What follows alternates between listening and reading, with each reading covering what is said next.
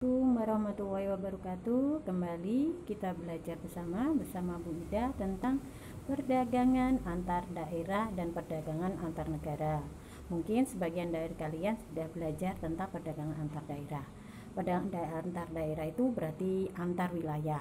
Misalnya Demak dengan Jepara, Demak dengan Kudus, Demak dengan Semarang, Semarang dan Jakarta dan seterusnya. Misalnya dari Demak punya penghasilan atau hasil pertanian, misalnya padi. Nah, padi misalnya dibuat produksi beras, nanti bisa dijual ke Jepara, ke Semarang. Nah, itu perdagangan antar daerah. Antar pulau berarti antara Jawa ke Sumatera. Misalnya dari Jawa pertanian tadi beras misalnya dijual ke Sumatera. Tujuannya apa? Untuk memperoleh keuntungan, memperoleh jangkauan pasar. Memperoleh keuntungan berarti otomatis kalau keluar daerah untungnya lebih banyak. Jangkauan pasar tidak hanya di daerah saja, misalnya di Demak saja.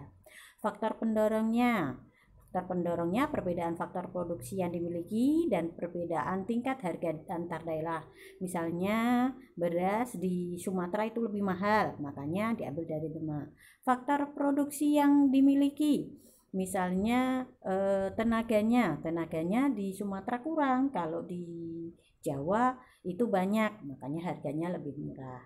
Manfaatnya menyediakan alternatif alat pemenuhan kebutuhan, meningkatkan produktivitas, memperluas kesempatan masyarakat untuk bekerja. Nah, itu adalah perdagangan antar daerah atau antar pulau. Kalau perdagangan antar negara, berarti antar negara ada ekspor atau impor. Kalau ekspor berarti Indonesia menjual ke luar negeri. Misalnya di Indonesia punya produksi mebel. Nah, produk mebel misalnya dijual ke Amerika. Terus impor, berarti dari Indonesia mengambil dari luar negeri. Misalnya Indonesia mengimpor mobil dari Jepang. Mobil apa kalau dari Jepang? Ya, misalnya mobil Toyota, Daihatsu, dan lain-lain. Kenapa kok ada perdagangan antar negara? Faktornya sumber daya alam dan manusia. Misalnya Indonesia tidak punya atau tidak bisa menghasilkan kurma, berarti Indonesia harus mengimpor dari mana? Ya, benar, dari Arab. Biaya produksi, misalnya biayanya kalau di Indonesia, bukan di Indonesia, di Thailand misalnya, beras itu di Thailand harganya lebih murah lagi daripada Indonesia, makanya Indonesia mengimpor dari Thailand. Teknologi, Indonesia harus mengimpor mobil dari Jepang karena belum bisa memproduksi sendiri. Terus memperluas pasar, misalnya Jepang tidak hanya menjual di Jepang sendiri, mobilnya di Indonesia, di Amerika Serikat, dan lain-lain. Kebutuhannya tidak dapat diproduksi di dalam negeri, misalnya tadi mobil belum bisa. Perbedaan selera, misalnya saja, Amerika Serikat itu bisa memproduksi mobil sendiri, Opel misalnya. Tapi mereka senang produk dari Jepang, makanya mengimpor dari Jepang mobilnya. Manfaatnya, ada memperoleh devisa. Devisa itu apa? Ya, benar. Devisa itu mata uang atau uang yang didapatkan dari luar negeri. Misalnya kalau Indonesia mengekspor mebel, kan dapat uang. Misalnya mengekspor ke Amerika, berarti dapat mata uang dolar, benar. Terus menambah kesempatan kerja. Ketika mau mengekspor, itu kan orang kerja menjadi banyak. Menstabilkan harga barang dalam negeri. Kalau harga dalam negeri misalnya beras tadi naik, makanya mengimpor dari Thailand biar produknya banyak, harganya bisa stabil. Perbaikan mutu konsumsi. Artinya mutu Indonesia kurang bagus, perlu dari luar negeri. Perkembangan teknologi dari Jepang, efisien berhasil guna. Hambatannya, bisa saja suatu antar negara melaksanakan kegiatan perdagangan itu ada hambatannya.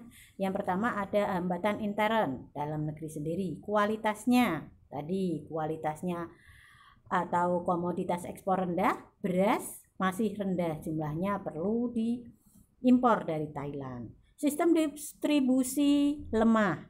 Jadi misalnya mebel kalau di dalam negeri itu lemah, perlu dari ke luar negeri.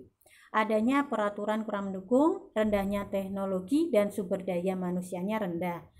Misalnya Indonesia kurang sumber daya manusia, keterampilannya itu kurang, jadi perlu. Hambatan ekstern berarti dari luar negeri.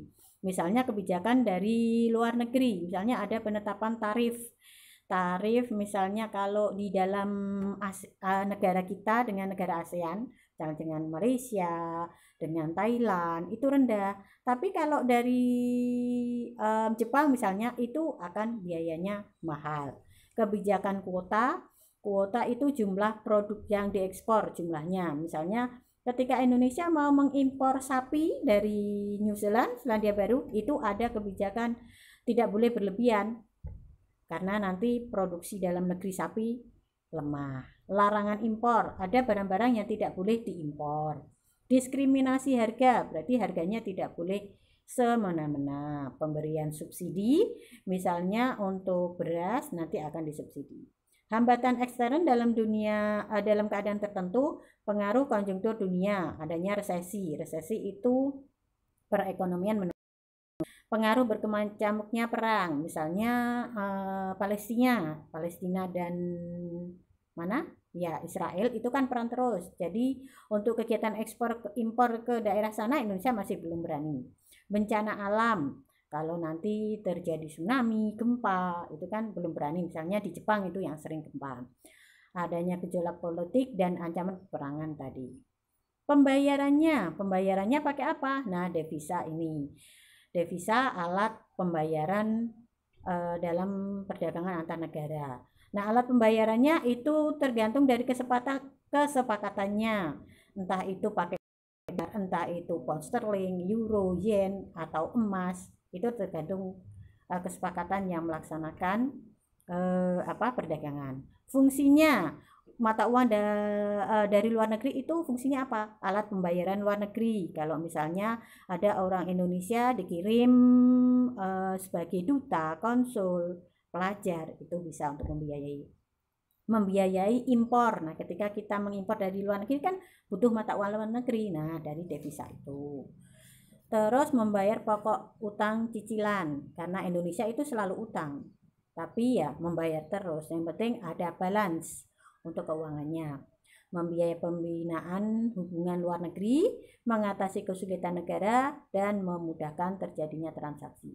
Jenis devisa, ada jenis devisa umum, ada jenis devisa kredit. Devisa umum dari ekspor, penjualan jasa dengan modal, jelas yang tadi yang sudah dilakukan dalam perdagangan. Kalau devisa kredit itu melalui pinjaman. Jadi misalnya pinjamannya biasanya dari organisasi, misalnya dari organisasi CGI.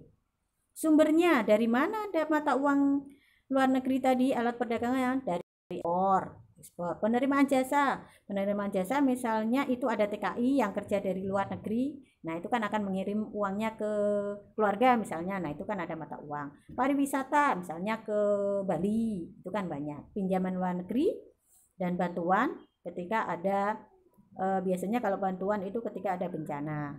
Pungutan biaya masuk misalnya ketika melakukan ekspor impor itu dipungut biaya masuk pajak kasarannya, itu biasanya di daerah